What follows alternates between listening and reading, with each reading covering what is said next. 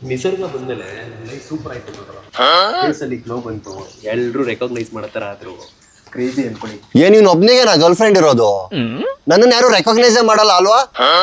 ನಾನು ನಾಳೆನೆ ಒಂದು ಹುಡುಗಿನ ಹುಡುಕೋತೀನಿ. ಏನ್ ಇವ್ನು ಒಬ್ನಿಗೇನೆ ನಿಸರ್ಗ ಸಿಗೋದು? Wait a minute. Who are you? Low ನಿನ್ ನಿಸರ್ಗಲಯ ಬಗ್ಗೆ ಹೇಳಿದ್ ನಿಸರ್ಗ ಹುಡ್ಗಿ ಅನ್ಕೊಂಡು ಹುರ್ಕೊಂಡ್ಬಿಟ್ಟ.